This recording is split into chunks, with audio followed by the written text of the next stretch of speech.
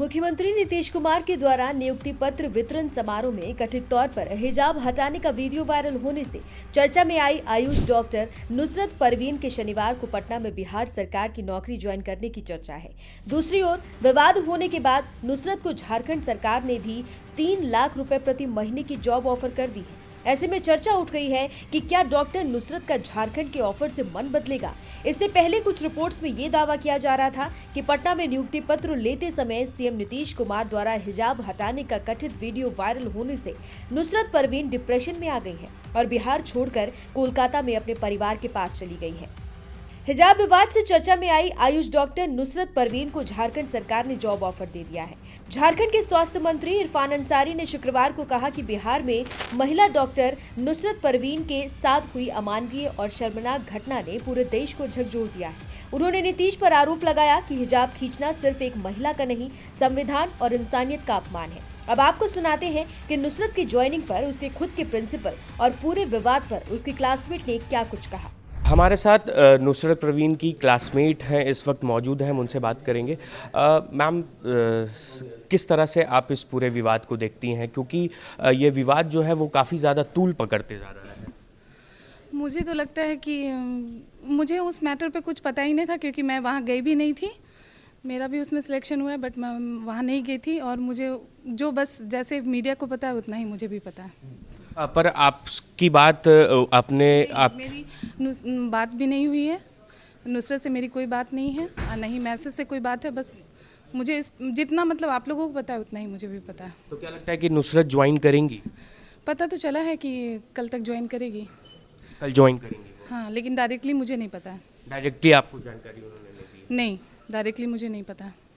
पर ये जानकारी आपके पास है कि वो कल ज्वाइन करने जा रही है? हाँ, मुझे खबर आई है, मतलब डायरेक्टली मुझे नहीं पता है कि या फिर मेरे मैसेज से या फ़ोन से मेरा कोई कंसल्ट नहीं है। हिजाब विवाद थमने का नाम नहीं ले रहा है और इस वक्त हम उसी कॉलेज में मौजूद हैं जहां पर नुसरत परवीन ने अपनी पढ़ाई की है। इस वक्त हम मौजूद हैं गवर्नमेंट तिब्बी कॉलेज में और उसके प्रिंसिपल इस वक्त हमारे साथ मौजूद है। हम डायरेक्ट प्रिंसिपल से बात करेंगे। सर, सबसे पहले आप इस पूरे विवाद को कैसे देखते हैं? सर, ये कोई विवाद है ही नहीं है, इसको खामखा विवाद बनाया गया है। उसके परिवार से जो है कि मेरी संपर्क में है वो लोग, और उन लोगों को कोई नाराज़गी नहीं है सरकार से या माननीय मुख्यमंत्री जी से। और अभी मेरी बात हुई है उसके क्लासमेट बिल्किस है, उससे मेरी बात हुई है तो वो भी बोली है कि सर कहीं से कोई नाराज़गी नहीं है, हम लोग वहाँ पे थे और कल वो ज्वाइन करने जा रही है 10 बजे पटना सदर अस्पताल में अपनी ज्वाइनिंग देने जा रही है।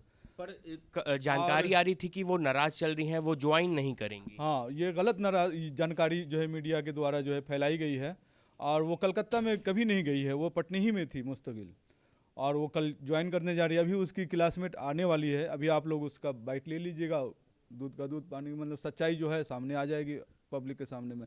और इसको जो है कि जहाँ तक हिजाब को मुसलमानों से या इस्लाम से जोड़ा गया है, ये भी जो है कि गलत हमारे हिसाब से जो है कि जोड़ा जा रहा है।